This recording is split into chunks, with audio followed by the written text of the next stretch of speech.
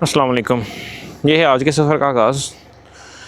कोशिश करेंगे कि आज 400 से 500 किलोमीटर कवर कर लें। डायरेक्शन मेरी फ़्रांस की है और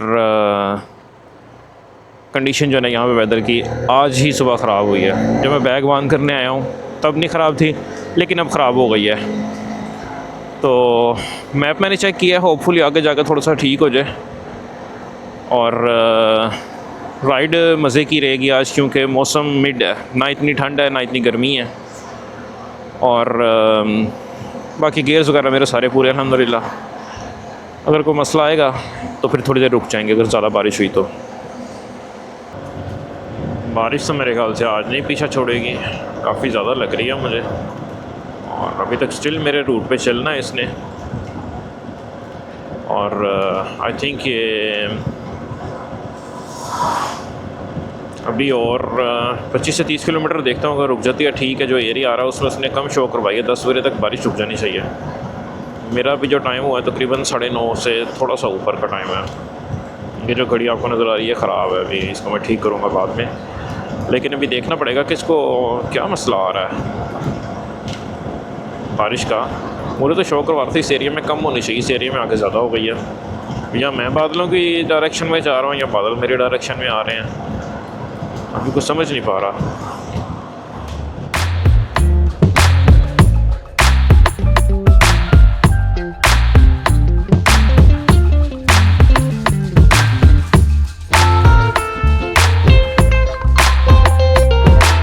अच्छा, मैंने जो रूट फॉलो करने की कोशिश की है वो लोकल रूट लिया मैंने।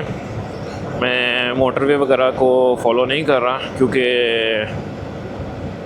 जो कहते हैं कि जो सही ट्रैवलर्स होते हैं वो हमेशा वो रोड को यूज़ करते हैं जो कि लोकल रोड्स होते हैं। उसमें आपको हर किस्म का कर्व मिलता है और उसमें आपको आप यानी कि स्टिल ड्राइव मोड पे नहीं रहते, एक्टिव रहते हो। लाइक जैसे पाकिस्तान में हम कह लें कि मोटरवे पे ड्राइव करना ज़रा थोड़ा सा हेक्टिक हो रहता है, नींद आने लग जाती है, बजाय इसके कि जीटी रोड पर ड्राइव कर लें। तो ये सॉर्ट ऑफ जीटी रोड आप कह लें। जीटी रोड नहीं है, लेकिन ये कि लोकल रोड्स हैं, तो इसमें नींद का कोई इश्यू नहीं आएगा और बंदा एक्टिव रहता है। रेस ब्रेक, क्योंकि अक्सर होता है कि मेरे साथ अक्सर ऐसे होता है कि जब मैं ज़्यादा मोटरवे पे ट्रैवल कर लूँ तो हाथ सुन्न हो जाते हैं और बिल्कुल पता नहीं चलता कि मैं क्या कर रहा हूँ या क्या नहीं कर रहा। इस तरह मेरी इंटरेक्शन है। ये जो बोर्ड्स आते हैं, जो रोड के आते हैं, रोड के जो बोर्ड्स आते हैं वो पढ़ लेता हूँ, इससे मुझे अंदाज़ा रहता है। अभी फ़िलहाल जो है मैंने अपने घर से एक प्रोविंस को क्रॉस कर लिया, अब दूसरे प्रोविंस में एंटर हुआ हूँ, लेकिन ये रीजन अभी तक वही चल रहा है। तो आई थिंक थ्रू आउट वेंथीमिलिया एक एरिया आएगा इटली का, उस तक ये एक ही रूट रहेगा। अभी इस फ़िलहाल मैं प्यूमोंते में हूँ और यहाँ के ऑफ रोड रोड बहुत प्यारे हैं, लेकिन टू बी ऑनेस्ट मैंने कभी किए नहीं हैं और फ्यूचर में देखेंगे। लेकिन प्यूमोंते इसलिए मशहूर है बाइकर्स के लिए कि यहाँ पे ऑफ रोड रोड्स बहुत ज़्यादा हैं, जो कि दूसरी जंग अज़ीम में फ़्रांस वालों ने यूज़ किए थे इटली पर जब हमला हुआ था। तो अभी जाते हैं रास्ते में, देखते हैं क्या क्या आता है। फ़िलहाल तो अभी हमने एक प्रोविंस ही क्रॉस किया।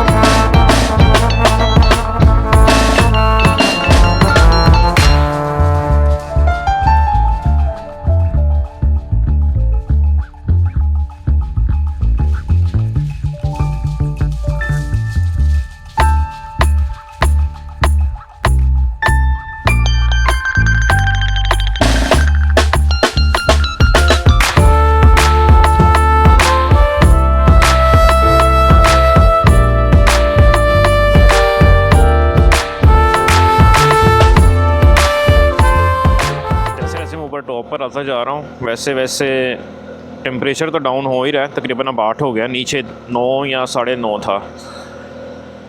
लेकिन ये कि मौसम काफ़ी अच्छा हो गया, बेहतर हो गया। अभी जितना भी आना, ये सारा क्लाउडी एरिया इस वजह से हुआ है क्योंकि आगे बारिश हो रही है जिस एरिया से मैं आया हूँ। और जहाँ पर जा रहा हूँ वहाँ पे शायद यहाँ से भी बादल ट्रैवल कर रहे हैं, तो इतने बरस नहीं रहे टेम्परेचर की वजह से। लेकिन ये कि बहुत खूबसूरत एरिया है ये वाला, बहुत ज़्यादा खूबसूरत एरिया। और ये पास है ना, मैंने भी कर आया हूँ, बहुत खूबसूरत पास था। अभी दोबारा चढ़ाई आ रही है, गियर छोटा कर लेते हैं। रोड गिला इस वजह से मैं एहतियात से जा रहा हूँ, ज़्यादा स्पीड में नहीं जा रहा और ना ही ज़्यादा इन्वेड करने की कोशिश कर रहा हूँ दूसरी लाइन को। क्या खूबसूरत एरिया वो सारा।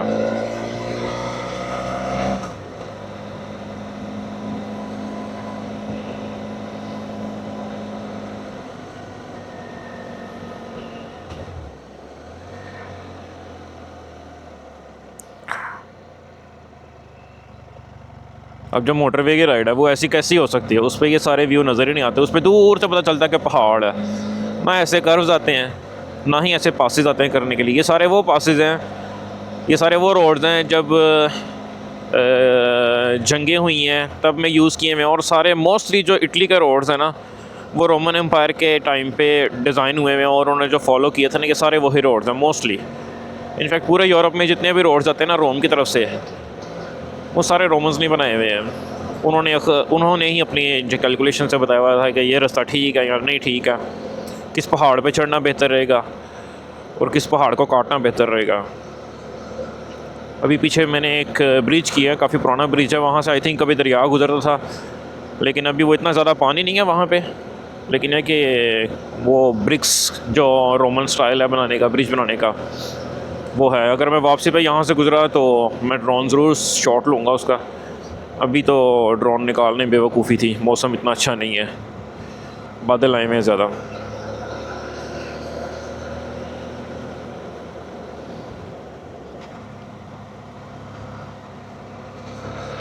ओके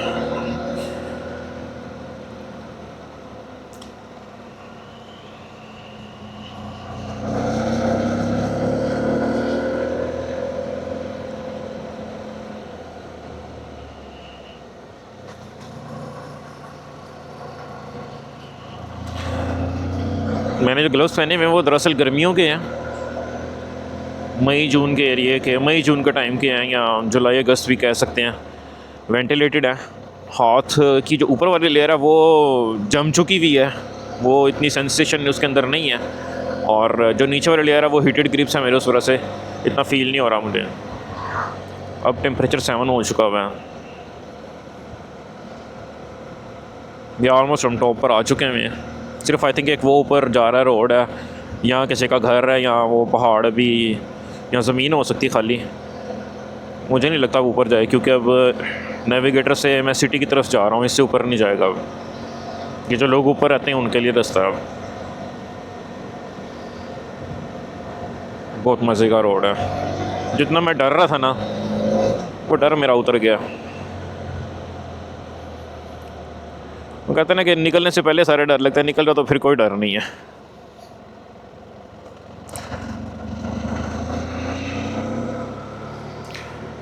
ये सारे रोड मैंने आज से तकरीबन 10 साल पहले भी, 10 से 15 साल पहले भी किए हुए हैं, लेकिन तब मेरे पास बाइक सिर्फ 50 सीसी थी। और आज बाइक के हॉर्स पावर ज़्यादा होने की वजह से मुझे इतना फील नहीं हो रहा। उसने तो मुझे अच्छी तरह याद है, जब मैं यहाँ पर आया था ना, एक टाइम पे आके बाइक ने बिल्कुल बस कर दी थी और उतरते टाइम उसकी ब्रेकें इतनी गर्म हो गई थी कि मैं इतना अच्छा नहीं जा पा रहा था। लेकिन यह था कि फिर भी मैं आराम आराम से जा ही जा रहा था।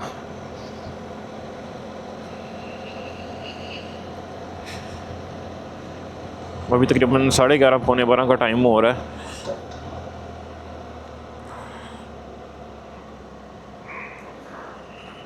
ओके, अच्छा, यहाँ पे पेट्रोल 183 हो गया, महंगा हो गया। जैसे जैसे हम इटली के इस कोने में आई जाएंगे जो फ्रांस को लिंक करता है, पेट्रोल के प्राइस बढ़ जाएंगे। और आई थिंक फ्रांस में भी पेट्रोल के प्राइस ज़्यादा ही हैं। दुनिया में सबसे ज़्यादा महंगा जो है ना, दुनिया में नहीं खैर यूरोप में कह सकते हैं ना, सबसे महंगा जो मोटरवे है ना वो फ्रांस का ही है।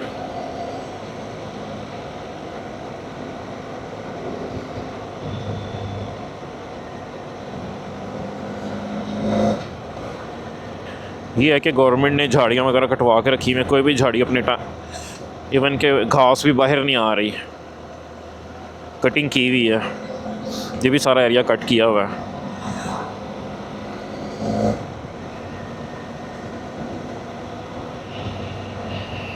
अब मैं नीचे की तरफ जा रहा हूँ। आई थिंक और इतना वो नहीं लग रहा, ज़ोर नहीं लग रहा बाइक का भी।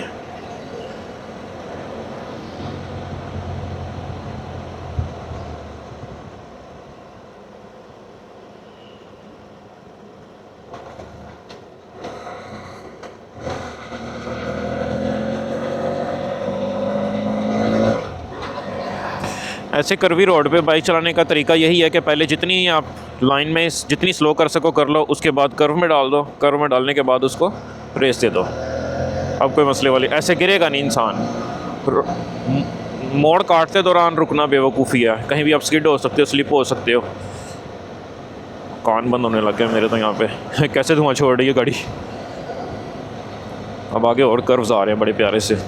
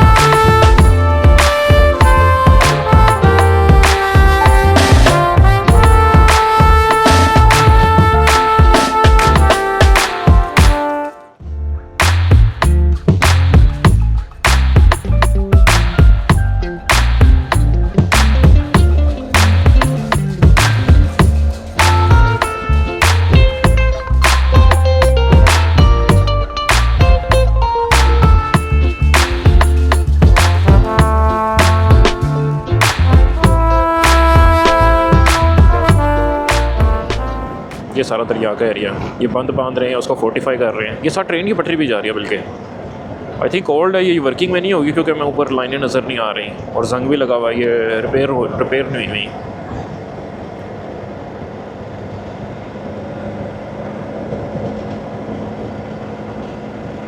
ये मज़े का रोड है, पहाड़ों का जब बीच में से गुजरना होता है ना, ये मज़े के रोड होते हैं। अभी तो फरवरी मार्च का सीज़न है, यानी कि ख़ज़ां का सीज़न है। फरवरी मार्च का महीना है तो इतनी हरियाली नहीं है, नहीं तो ये एरिया बहुत हरे भरे हैं, बहुत हरे भरे एरिया ये।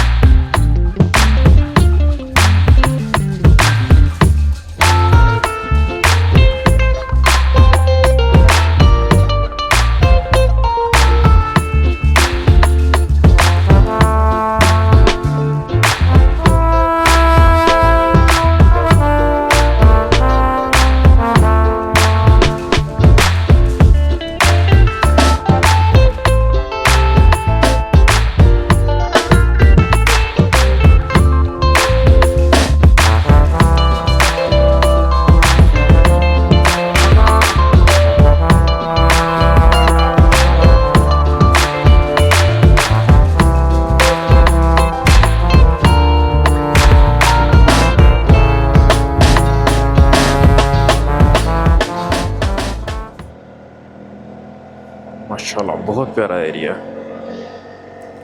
अच्छा, इस एरिया का ये एक फ़ायदा है कि इस पे बर्फ़ कम है, इस एरिया में बर्फ़बारी कम होती है, बारिशें ज़्यादा होती हैं। माइनस में टेम्परेचर आई थिंक कम ही जाता होगा क्योंकि पहाड़ों के उस तरफ समुंदर है। बहुत यानी कि बहुत पीक पे जब ठंड आई हो ना, दिसंबर का लास्ट, जनवरी का स्टार्ट, मे भी उस टाइम पे थोड़ी सी बर्फ़ पड़ जाए, क्योंकि ना मुझे ये रोड साइंस में नज़र आया अभी तक बर्फ़ पड़ती है यहाँ पे, और ना ही कुछ ऐसी कंस्ट्रक्शन है कि जहाँ पे जिस एरिया में बर्फ़ ज़्यादा पड़ती हो। जिस एरिया में बर्फ़ ज़्यादा पड़ती है वहाँ की कंस्ट्रक्शन ज़रा थोड़ी सी डिफरेंट होती है। इंडिकेटर्स लगे होते हैं कि इतने सेंटीमीटर बर्फ़ हो चुकी है या नहीं हो चुकी। जब बर्फ़ पड़ती है ना, अभी जिस तरह के ये लगे हुए हैं, ये डिवाइडर्स हैं, लेकिन एक बाउंड्री के तौर पर रखे हुए हैं उन्होंने ये वाले। सेम ऐसे डिवाइडर होते हैं लेकिन वो लकड़ी के होते हैं और उस पर ब्लैक और येलो के मार्किंग की होती है स्टेप्स में। आई थिंक पुराना चर्च है या कोई बिल्डिंग है। यहाँ पे ना काफ़ी जेलें भी हैं, थाने जिसे हम कह लें या चौकियाँ जिसे कह लें, जहाँ पे कैदियों को पकड़ के रखते होते थे। फिर उन एरियाज़ को उन्होंने ना काफ़ी अभी तक रिस्टोर करके रखा हुआ है, और उस एरिया में मोस्टली उन्होंने जो है ना अभी तक उनकी वही स्टेट रखी हुई है।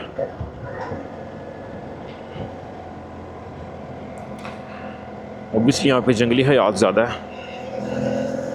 इन्होंने बोर्ड लिख के लगाए हुए हैं, क्या सांप बना हुआ है रोड कसम से।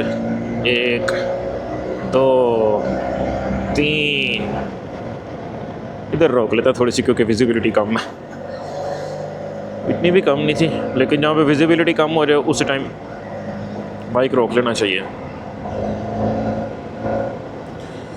ओके, बहुत मज़े का रोड है यार।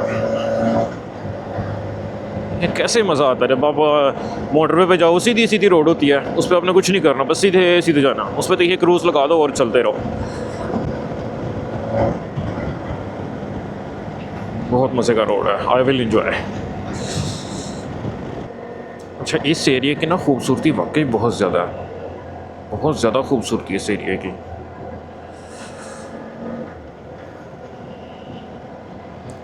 अब मैं एक और पास है, ये नीचे उतर रहा हूँ।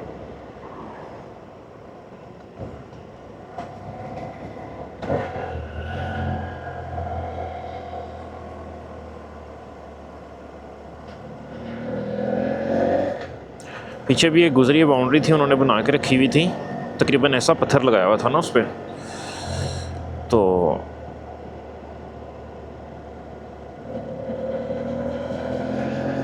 वो मेरे ख्याल से 45 बाउंड्री थी गोले बारूद से बचाव के लिए।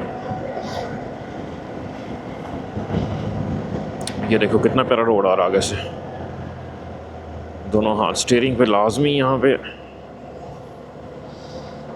और यहाँ पे जितनी हेल्प मुझे काउंटर स्टेयर दे रहा है ना, आई थिंक नॉर्मल स्टीयरिंग से जो भी होगा ना वो डर जाएगा, क्योंकि अगर मैंने मोड़नी है, इस तरफ मोड़नी है, तो मैंने पुश करना है इस तरफ से ही, अगर मैंने इस तरफ मोड़नी तो मैंने इधर से ही पुश करना है। अभी देखते हैं, कोई अगर सिचुएशन आती है तो मैं दिखाता हूँ। ये देखिए, अब यहाँ पे मैं मोड़ रहा हूँ, मैंने यहाँ से पुश कर रहा हूँ, ये हाथ मेरा पीछे है, यहाँ से पुश कर रहा हूँ, ग्रिप नहीं है उस पर। अब मैंने यहाँ पे मोड़नी है, मैं यहाँ से पुश कर ही जा रहा हूँ, काउंटर स्टेयर कर रहा हूँ। लेकिन दूसरे हाथ को रखना लाजमी चाहिए, ख़ास तौर पर जब ऐसे रोड हैं। ये प्रॉपर यू टर्न है, पहाड़ काट काट के रास्ते बनाए हुए हैं। अभी तो फ़िलहाल मैं इंपेरिया जाऊंगा, जो मेरी डेस्टिनेशन है, वहाँ पे खाना वगैरह खाएंगे, थोड़ी सी शॉपिंग वगैरह करेंगे, स्नैक्स वगैरह ले लूँगा। हाँ, ये ज़रा थोड़ा सा ध्यान रखना पड़ना है, क्योंकि ट्रकों को ना स्पेस ज़्यादा चाहिए होती है और वो थोड़ा सा आपकी लाइन में आ जाते हैं। ये नॉर्मल है यहाँ पे। अच्छा, पाकिस्तान में देखो, यहाँ पे इतने ऐसे ट्रैक पे ट्रक चला दिए हैं और पाकिस्तान में गाड़ी नहीं मुड़ती।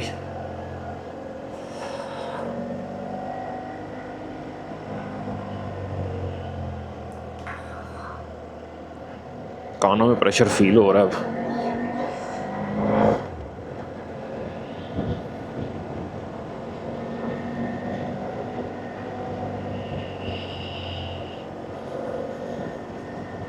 फिर टाउन आ गया।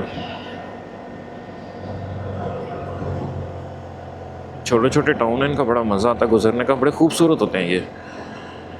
छोटा सा पब्लिक पार्क होगा, छोटे छोटे घर होंगे, कोई भी आपको यहाँ पे घर अभी तक मेगा विला नज़र नहीं आया जिस तरह पाकिस्तान में होते हैं हमारे पास। जितना बड़ा घर होगा उतना हम खुश होंगे। छोटे छोटे 3-3 4-4 कमरों के यहाँ पे घर होते हैं, 2 से 3 कमरों के घर होते हैं।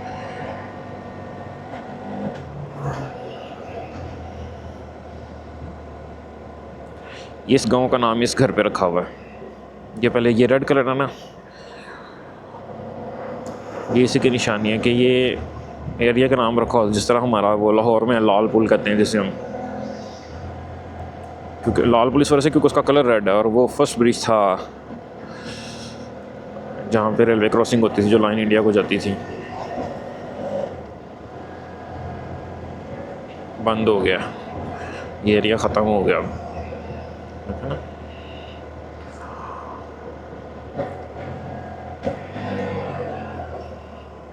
आई थिंक नाला है नीचे, हाँ नीचे नाला है ताकि बारिश का पानी का निज़ाम सही रखा जा सके।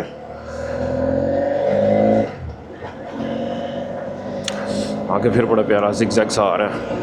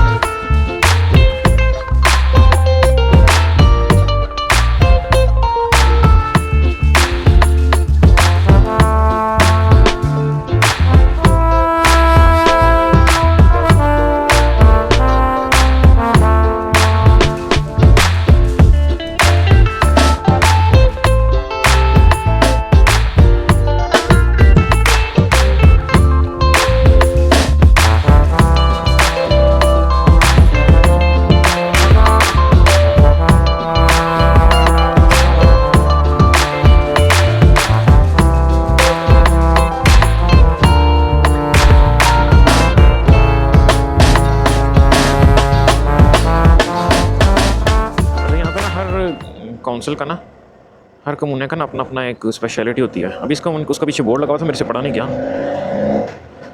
अगर हम जाए ना नॉर्थ साइड पे, जहाँ पे नॉर्थ साइड से जहाँ पे हम फ्रांस को टच करते हैं, कि मैं फ्रांस को टच करूँगा ईस्ट से, जो नॉर्थ साइड से हम फ्रांस को टच करते हैं, स्विट्ज़रलैंड को टच करते हैं ना, उस एरिए का चीज़ बहुत मज़े का है। उस एरिए की गाय का गोश्त है वो मज़े का होता है। ऑल्दो मैं यहाँ की गाय का गोश्त यहाँ इटालियन रेस्टोरेंट से तो नहीं खाता, लेकिन पाकिस्तानी जो हमें गाय मिलती है यहाँ पे शॉप्स पे, बड़ा गोश्त मिलता है खाने को गाय भैंस का।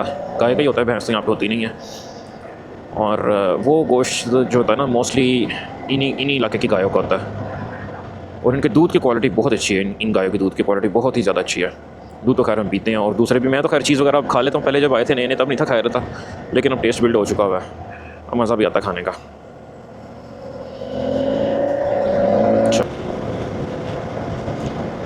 ये टनल मेरे ख्याल से नहीं बनी हुई है, अगर नहीं है तो नहीं है, लेकिन ये कि मेंटेन्ड है काफ़ी हद तक ना। और अब ये सारा एरिया वही है, पहाड़ काटी जाएंगे, टनल्स आती जाएंगी और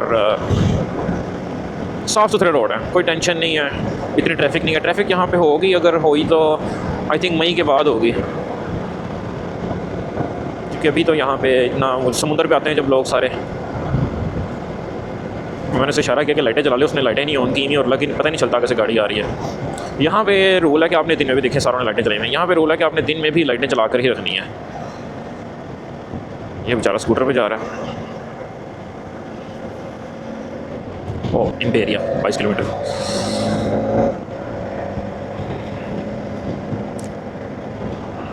इम्पेरिया का ये मशहूर है कि इम्पेरिया में जब इन्होंने फ्रांस से आए थे, समुद्र के रास्ते से भी आने की कोशिश की थी, तो उन्होंने बाकायदा तोपें यहीं पर सेट कर दी थी समुद्र के किनारे पे ना, बीच पे उन्होंने कितने कुछ फासले पे ना तोपें सेट कर दी थी, तो वो नज़दीक नहीं थे आने देते। और फिर काफ़ी पोर्ट वो मशहूर था। इनफैक्ट अभी भी देखेंगे तो वहाँ पे ना लॉन्चेस वगैरह खड़ी होती हैं। तो मेरी पुरानी वीडियो अगर इंस्टाग्राम पे भी हो ना, उसमें देखना कुछ मैंने जब इम्पेरिया एरिया कवर किया ना, उसमें काफ़ी ज़्यादा यॉट्स खड़ी हुई हैं। अच्छा, इस गैलरी के लिए मैंने कैमरा स्पेशल ऑन किया। ये गैलरी बिल्कुल नहीं बनी है, कैसे पता चलेगा? अभी यहाँ पे उन्होंने रूल पास किया है कि आपने डिस्टेंस को मेंटेन कर रखना है। ये देखिए सारी लाइट्स वाइट है, बीच में एक ब्लू आएगी। ये सारी लाइट्स वाइट हैं, बीच में एक ब्लू आएगी। जब हम गैलरीज में जाएंगे, हमने अपना सेफ्टी डिस्टेंस मेंटेन करने के लिए इन ब्लू लाइट्स की इंडिकेशन का ध्यान रखना है, यानी कि मेरे में और अगली गाड़ी में कम से कम 1 से 2 ब्लू लाइट्स का फासला होना चाहिए। और कुछ गैलरी में स्पेसिफाई करते हैं कि नहीं भी यहाँ पे 3 ब्लू लाइट्स का फासला रखो जहाँ पे ढलान है, और अदरवाइज़ जो है ना एटलीस्ट 1 से 2 ब्लू लाइट्स का फासला लाजमी होना चाहिए।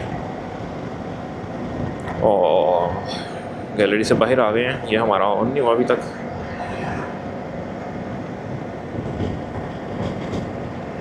मेरे ख्याल से जितनी जल्दी हो सकता है मैं पहुंच के ना थोड़ा सा रेस्ट करूं, क्योंकि हाथ थोड़ा सा ना मेरा थक रहा है,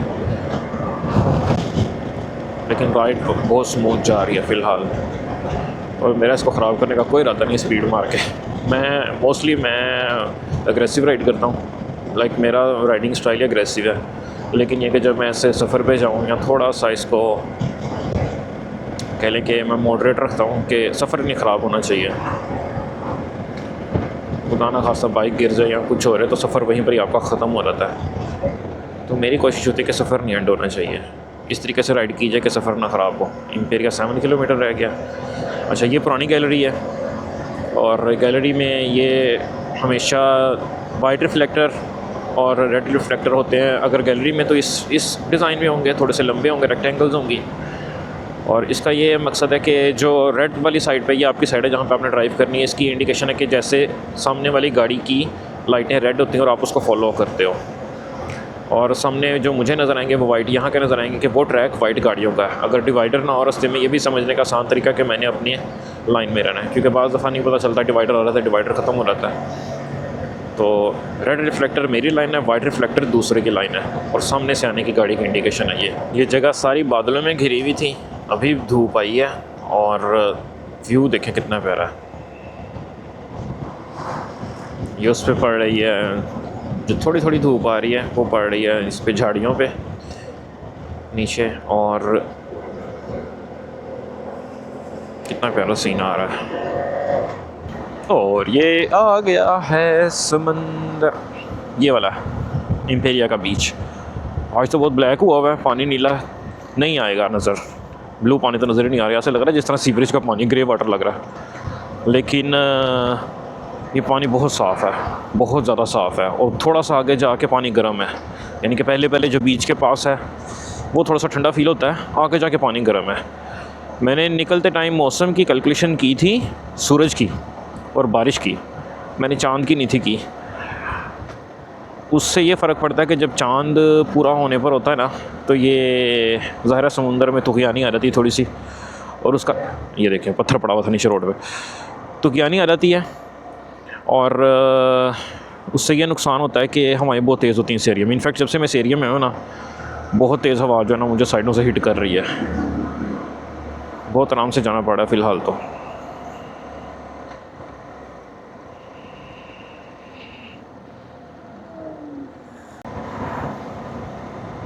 मैं कोस्ट टू कोस्ट तो कर रहा हूँ, लेकिन ये कि कोस्ट टू कोस्ट जो ना थोड़ा स्लो है, और मुझे मज़ा था कि मैं समुंदर देखता हुआ जाऊँगा। समुंदर तो उतना कि नज़र आ रहा है जितना कि वाइट स्पेसिस से नज़र आ रहे, ऐसे ये वाला ऐसे नज़र आ रहा है। लेकिन मुझे लगता है कि मैं स्लो हो गया हूँ थोड़ा सा ना। इनफैक्ट मुझे 50 किलोमीटर बता रहा है, 1 घंटा और समथिंग ना, 1 घंटा 10 मिनट में 37 किलोमीटर बता रहा है। बहुत स्लो है ये तो। 37 किलोमीटर तो आधे घंटे में हो जाने चाहिए, लेकिन मेरे लिए ऑब्वियसली थोड़े से रोड न्यू है, मैं इनको ना स्पीड में नहीं जा रहा। और मेरा मूड है कि आज रात तक इटली में ही रुका जाए, क्योंकि मैं प्रेफर नहीं करता कि रात की ड्राइव की जाए। वैसे तो कोस्ट टू कोस्ट है, रात 10-11 बजे तक भी कोई टेंशन नहीं होगी, लेकिन मैं अभी अपना सारा एग्जॉस्ट नहीं होना चाहता, बॉडी का एग्जॉस्ट नहीं करना चाहता। थोड़ी सी एनर्जी रहनी चाहिए कल के लिए भी। एनर्जी तो वैसे एड्रेनालाइन से आती है।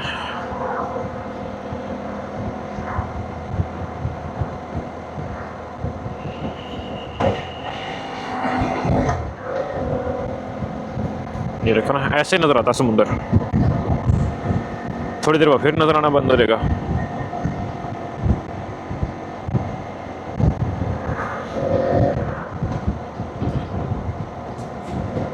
व्यू बहुत प्यारा है वैसे ना, मज़ा आ रहा है, एंजॉय कर रहा हूँ मैं। कि जो अगला एरिया आएगा उसका नाम है सन रेमो।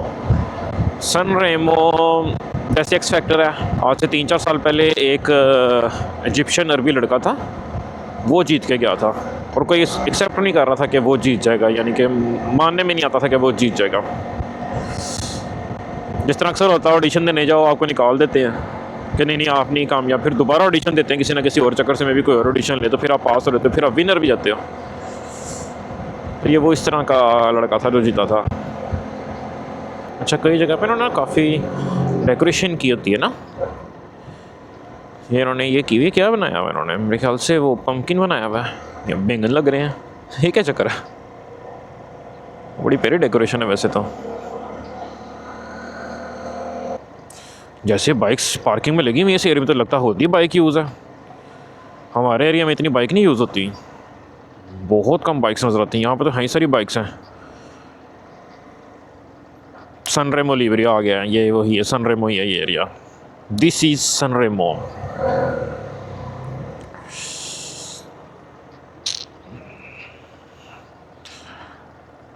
अच्छा, अब पैसे निकलवा लिए ना, अब हर जगह पे बैंक नज़र आएगा। लेकिन वो बैंक मेरी पसंद का था, बाइक मेरे सामने लगी हुई थी, मुझे बाइक छोड़ कर नहीं जाना पड़ा।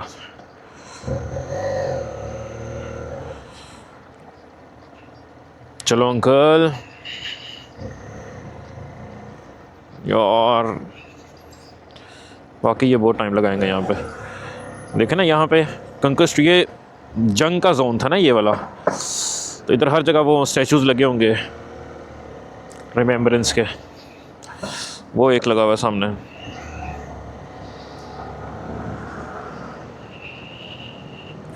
मैं ना किसी गाड़ी से आगे नहीं आना चाहता, ये ना हो कि गाड़ी को बैग लग जाए। इन्होंने एवं रोक कर रोने लग जाना, और मैं किसी किस्म का फड्डा नहीं चाहता अभी फ़िलहाल।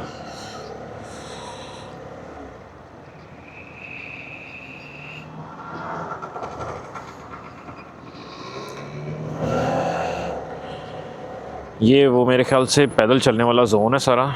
नहीं, ये पैदल वाला जोन नहीं है, लेकिन गुजर हम सिटी सेंटर से ही रहे हैं ऑलमोस्ट। ये सिटी सेंटर है, किसका है ये भी देखना है। पहले तो सन रेमो आ गया था, अब ना बोर्ड काम आ रहे हैं जो, या मैं अपनी एहतियात कर रहा पढ़ने की। ठीक है, सिटी सेंटर ही है ये। यहाँ पे मैकडॉनल्ड की पब्लिसिटी आ रही है कि थोड़ा सा आगे जाके वो होगा।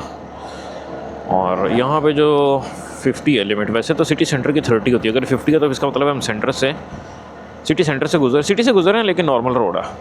ओ यार man, what are you doing यार, लाइटें जला लो एटलीस्ट अपनी गाड़ी की। ओ हेलो, लाइटें जलाओ, इसे डिपर देना पड़ना है, लाइटें जलाओ। वो आगे ना कुछ कर रही है, ये देखो, इसने अब लाइट्स ऑन की हैं।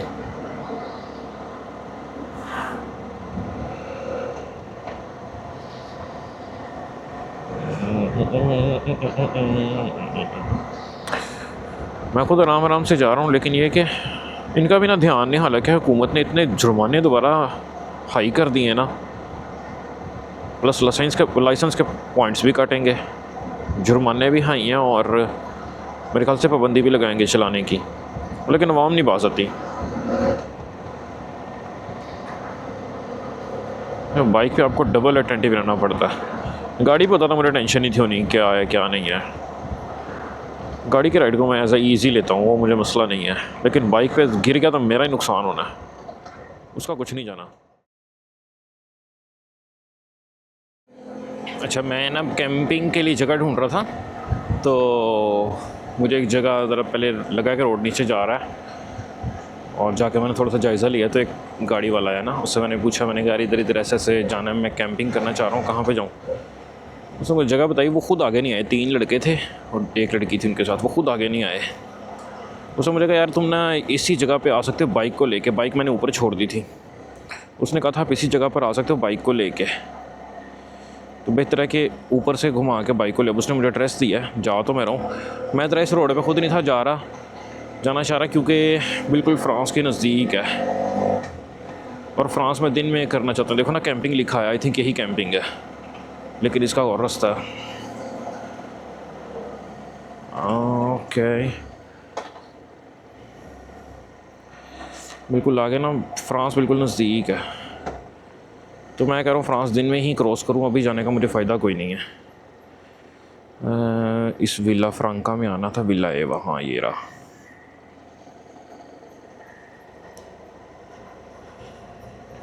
ये आई थिंक जगह इतनी कोई ट्रैफिक वाली नहीं है, लिहाजा शोर कम ही करूँ तो बेहतर है। शोर नहीं करते, आराम आराम से जाते हैं, आराम आराम से, शोर ना करें। उसने कहा था छोटा सा वो आएगा, पोंटिचेल्लो आएगा, वो आ गया है। छोटा सा पुल आएगा, वो आ गया। अच्छा ये पुल आ गया। फिर उसने कहा था पुल से हो जाना है राइट लेफ़्ट, पुल से लेफ़्ट हो जाना। ओके लेफ़्ट हो गया, विला एवा बीच है। Okay I got it, I got it, मिल गया मिल गया मिल गया, रास्ता मिल गया, मिल गया रास्ता। अब इधर मैं आराम से जाना चाहूँगा, ये ना हो के, हाँ नहीं शोर जो है ना ये वाला, मैं डर गया हूँ कहाँ से है ये शोर। उसका है, ट्रेन गुजरी होगी साथ पास से। ये देखे ना, ये पुराने विले हैं, इसको उन्होंने होटल्स में कन्वर्ट कर दिया हुआ है। और ये बाउंड्रीज हैं उनकी, ये भी बाउंड्री है एक विले की, ये भी एक उसी विले की बाउंड्री है। अभी मैं यहाँ तक पैदल आया हूँ, इस पुल तक ना पैदल आया था। उसने मुझे कहा था तुम आके ना यहाँ पर आ सकती है, छोटा सा पीस ऑफ रोड का। अब गिरना नहीं मैंने यहाँ पे। और ऑफ रोड पे जाने का बेहतरीन तरीका यही होता है कि आप खड़े हो जाओ थोड़े से। यहाँ पे अगर मैं गिर गया तो काम ख़राब है। वो आगे तक मैं देख रहा, ये वाला सारा मैंने कर लिया था पीस, आगे तक मैं देख कर आया था। ये फ़ायदा होता है ऐसे बाइक का कि आप ऑफ रोड का छोटा सा पीस आए भी तो कोई मसला नहीं होता। अब ये हो जाएगी मेरी वाइल्ड कैंपिंग। हाँ ये आगे समुंदर है और बाइक को मैं, इस बाउंड्री के बाद समुंदर है, बाइक को मैं इधर ही खड़ी कर लेता हूँ अपने पास। और ये जगह साफ़ करके यहाँ पर कैंपिंग कर लेते हैं। वो